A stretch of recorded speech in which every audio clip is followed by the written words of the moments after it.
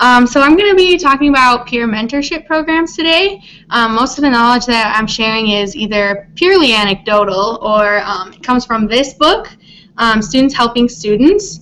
This book is it's designed. It's written for peer educators in various capacities, and it's really great. It has a lot of good examples where they can see and strategies for working with students. It also goes through Chickering's vectors in a way that's designed to specifically relate to their work as a peer educator or peer mentor, and I found that immensely helpful myself. So if you have student workers, this is a great book. So I guess we'll just start and have everyone introduce yourself. So I have some questions here. So your name, your alma mater, your current title and institution, any experience you have working with mentorship programs, and your favorite Halloween costume of all time. So I'll go first. I'm Crystal McCain. I graduated from University of Wisconsin-Milwaukee. I'm currently the Student Outreach Coordinator at the First Year Experience and Transition Programs Office in the University of Nebraska-Lincoln. I'll get into my experience with mentorship programs in a minute. And my favorite Halloween costume of all time was my dad made me a bubblegum machine costume when I was 6 years old. So, anyone else? Go next.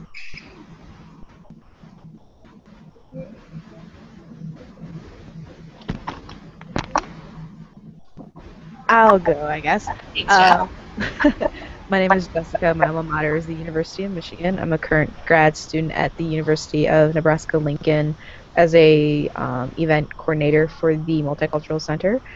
My experience with peer mentors is pretty limited, so I'm excited to learn more from Crystal. And my favorite Halloween costume of all time was when I was little. My sister dressed up as a witch, and I went as a black cat.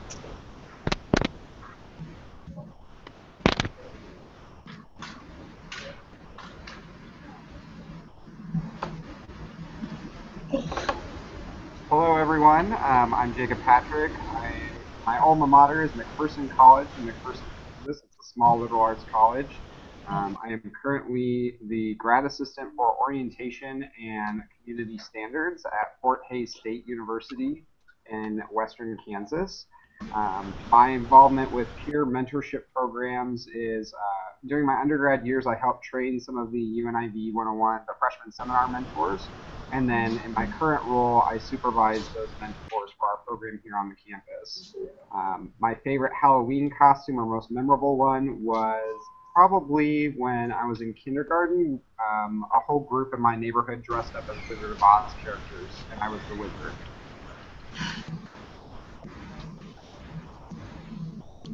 Okay, so I'll go next. My name is Enrique Tejada III. My alma mater was the University of Tulsa in Tulsa, Oklahoma. My current position is at the University of Nebraska-Lincoln as a graduate assistant for recruitment. I do not have any experience with peer mentorships programs, so like Jessica, I'm eager to learn from Crystal. And my favorite Halloween costume, although it is not the panda suit that I'm wearing in this picture, it is when I was in college in undergrad, I wanted the Second Amendment, so I had the right to bear arms, and I had bear arms. So.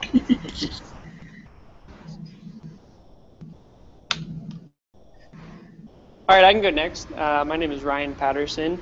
I'm currently a grad student at the University of Nebraska-Lincoln. Did my undergrad at Kansas State University, and I have experience with peer mentorship programs. I currently supervise a group of undergraduate peer educators for a business kind of intro to business class and intro to college university experience class. And then I was also a peer mentor as an undergrad student. My favorite Halloween costume would probably be when I was about 8 or so. I think I'd just broken my arm, and so I was a firefighter, and it actually ended up working out really well.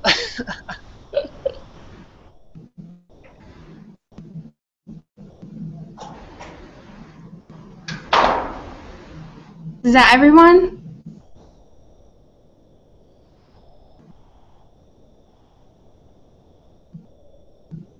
Okay, well, I'll go on. So my background, I guess you could say it's incredibly heavily involved with peer mentorship programs. Some of these bottom two pictures are of me as a learning communities mentor and some of my cohort mates there, and also as a transfer peer mentor. And last year during my role as learning communities graduate assistant, I supervised 10 of the learning community peer mentors, which are pictured here and here at the top. And then I currently co-supervise the transfer peer mentors for the University of Nebraska-Lincoln. And I also supervised over the summer a group of First Husker peer mentors for our pre-orientation activities for first generation students. So a variety of different types of mentorship programs through undergrad and grad work. So it's definitely, I would say, my niche. So one thing that I wanted to just quick mention was the value of a peer educator.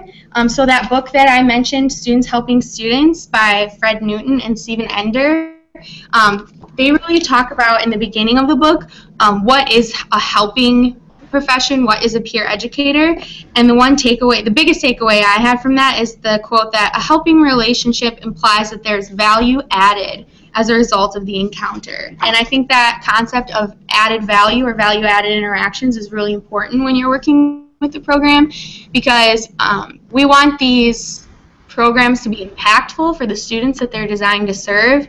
And so it's a really important idea to sort of get behind and talk about a lot and make it really part of the central mission to the program, is that this is a value-added program. Like, we're going to add value to students' experiences and to students' lives, and that's really the whole critical mission of what we're doing. So there's lots of benefits of being a peer mentor or being in a mentorship relationship.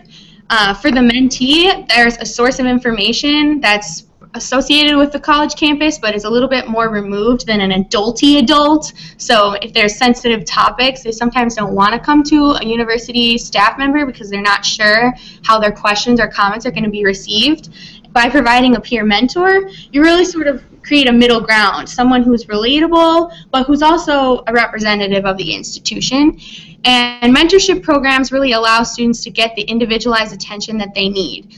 For some of the programs that I've worked with, my mentors have had upwards of 100 students per mentor, which is insane. That's a huge amount of students, but even imagine if there weren't 60 mentors having 100 students. No university can staff a program like that with professional staff. It's not realistic. So by having student staff who are well-trained and great role models, it can really make sure that students get what they need in a timely fashion. There's also a lot of benefits for the mentor. They develop interpersonal skills, relationship development skills. There's the intrinsic value of that helping moment, you know, how good it makes you feel when you know that you've made a difference to someone. And sometimes great things fall in your lap, like a career in student affairs, as it did for me as casework. So these are great. There are a lot of great benefits to having programs like this and to using peer mentors as part of your staff structure. There are also some challenges that come along with that. I think for me, one of the biggest challenges that I encounter is that it's really difficult to sort of manage relationships, to put a quota on it and say things like, you have to have this many interactions and you have to talk to them this many times. So it can be hard because relationships should be organic, and they're very hard to control and to manage. So some of the key considerations that I'm going to go through are 3 points that I'm going to talk about. How are we making sure that our messages are getting to the students without being garbled? How do we help our mentors create relationships that feel organic and are going to be beneficial to the students that they're designed to serve? And how can we ensure that this process of mentorship doesn't ask too much of the student staff? Some mentorship programs are paid, many are not, and so we don't want to overwork the students that we have, and keep in mind that they're in the same shoes as the people that we're asking them to help.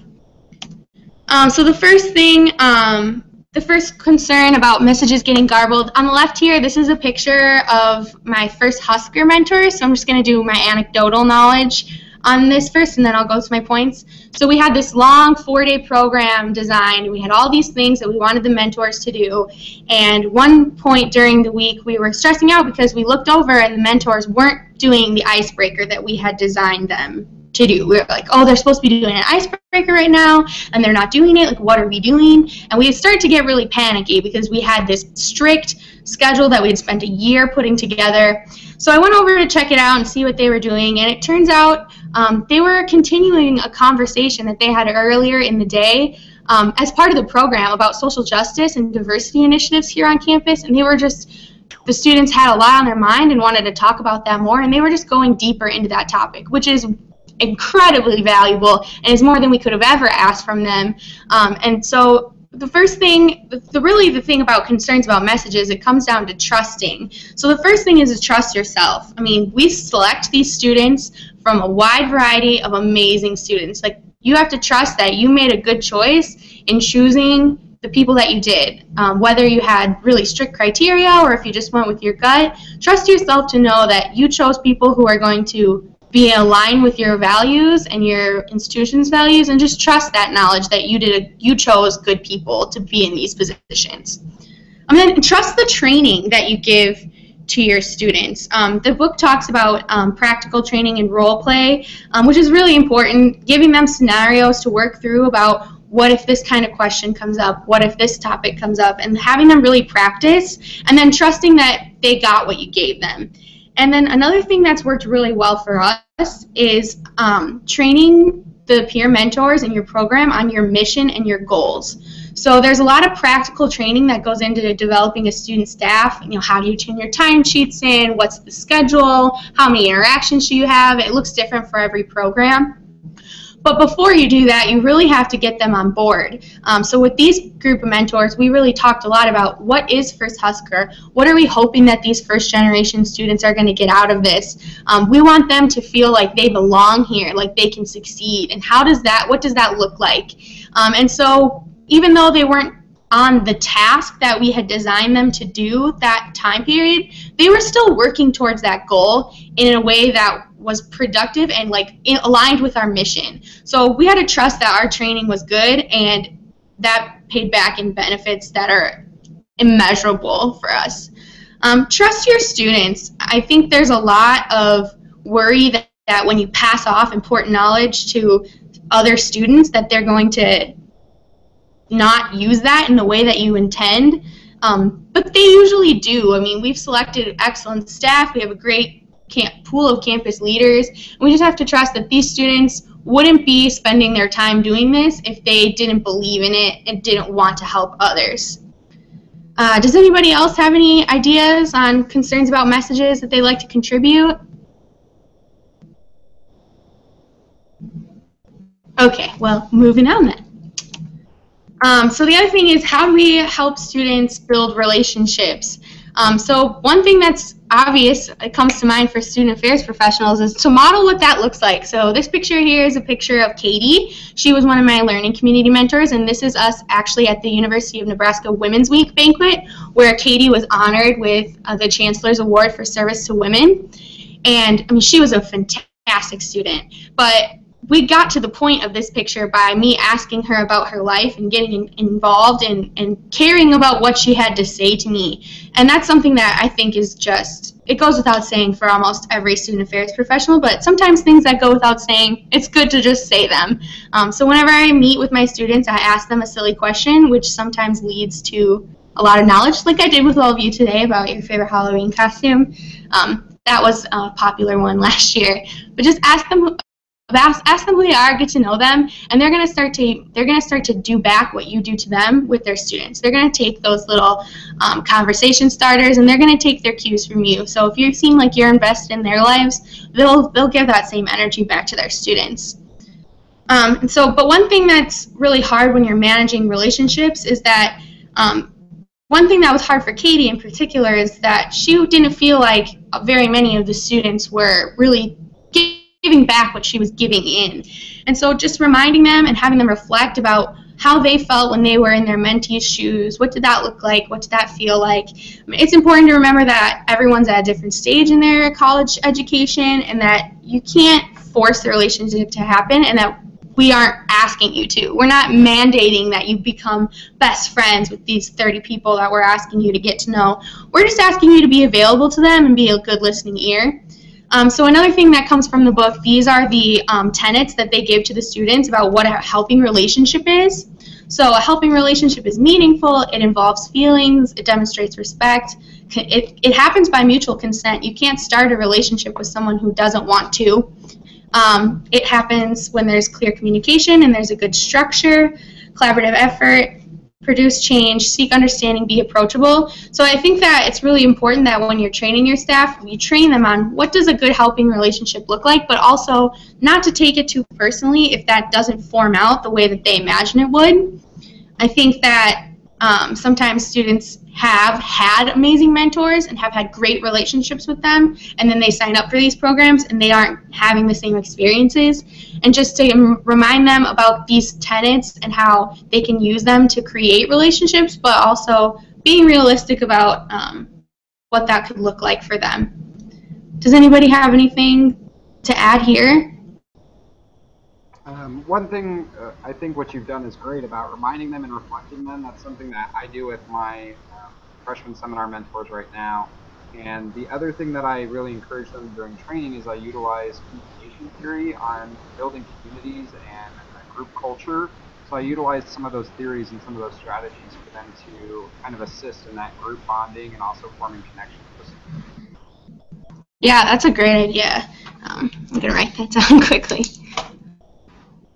Yeah, I think another really great thing to do too, as you're trying to build the relationships with the peer mentors and then help them to build more effective relationships with the students they're working with, is to be really future oriented.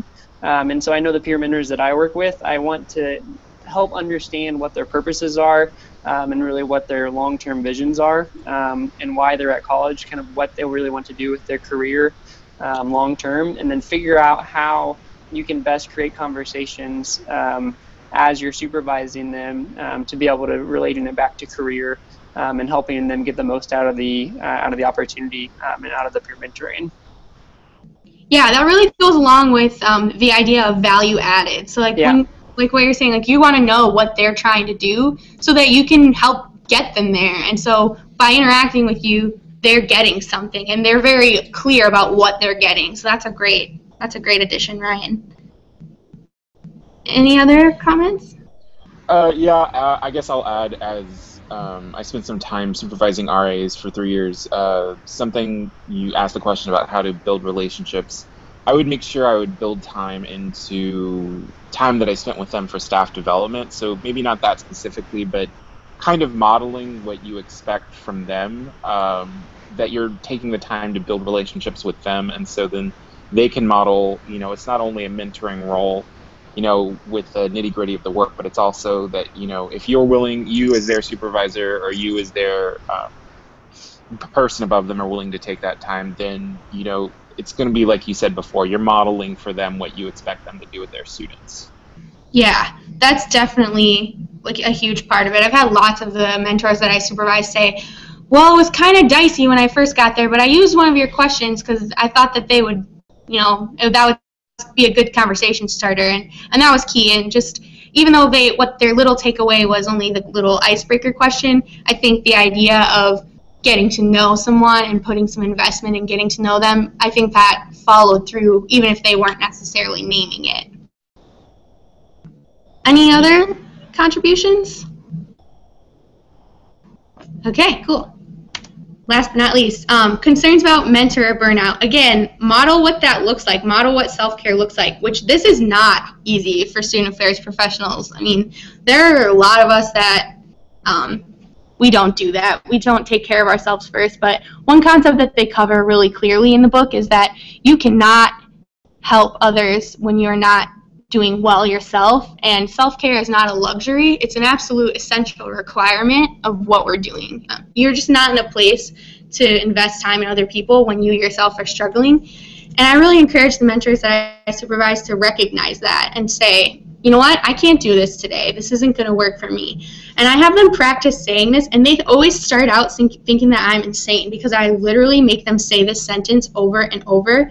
but saying, I know that this is important to you, and this is important to me too. And in order to respect that, I'm going to ask that we find a time to work on it that I can promise you my full attention. We can't just drop everything when a student comes to us, unless if it's a real crisis, in which case that would be an incident where I would have my mentors refer them to counseling and psychological services, or to me, or to my supervisor. But when it's a crisis that can be handled by the mentor, I really want them to practice saying that. And then they laugh at me when I say the same thing back to them. You know, when they stop by and they're like, can you check this letter of recommendation and sign it for me? And I will say, I know that this is important to you, and it's important to me too, in order to respect that. And then they laugh because I'm literally reciting to them what I've had them recite to me. But I think this is an important concept that just gets overlooked so often, that just because I'm not dropping everything to work on this with you right now doesn't mean that I don't care about it. It really does mean that I do care about it, and that I can't give you my full attention right now, so I'm not going to give you half. And then also making sure that a big part of your training is talking with your students about what a helping relationship or a peer mentor is not. So they're not a licensed therapist or counselor. They're not an academic advisor. They can't recommend classes. They're not necessarily your best friend, and they're definitely not your mom. So being sure to remind them, like, these are the kinds of things that, and this goes back to training them on your mission and your goals and your outcomes. These are the kinds of things that we're hoping you can help students with. We're hoping you can help them develop study skills. We're hoping that you can help them feel connected on campus. We're hoping that you can direct them to campus resources. What we're not hoping is that you can be those resources, or that you can be their only connection, or that you can be the one that teaches them study skills one-on-one all day, every day, and studies with them for every exam. So making sure that you're very clear with your students about what you do expect and what you don't expect, and letting them know that this isn't really an area where we hope that you go above and beyond. We hope that you stick to these, and if your students need more than what you can give them, encourage them to bring those students to you, because that's what we're really here for. And then, again, trusting your training, making sure that campus partners is a big part of your training, and that they know, okay, this student wants to talk about something that is way out of my jurisdiction. Where can I send them to make sure they get the help they need the first time? So it's really important that that's a big part of your training, even if it's not maybe an essential part of your mission, but to make sure that your students know where their students can go. Any ideas there? Anybody? Any other comments? I'm going to turn off the screen sharing and put everybody back. So yeah, that's really all I have, but again, I would really recommend this book. Even if you're not going to, obviously I don't know very many peer mentors that work for me that would read this book voluntarily, but I've definitely scanned out sections of it that I want them to read at weekly or monthly staff meetings, because it's really great, and it really incorporates a lot of student development theory into a way that an undergrad could really understand that and put that to work. And frankly, it really helped me understand it even as a grad student. It's a great book, and there's a lot of really great practical examples in it. Any other questions? That's really all I have for today. The only question I have for you, Crystal, is are your mentors a year-round process, or is it just for fall semester? What does your mentorship model look like?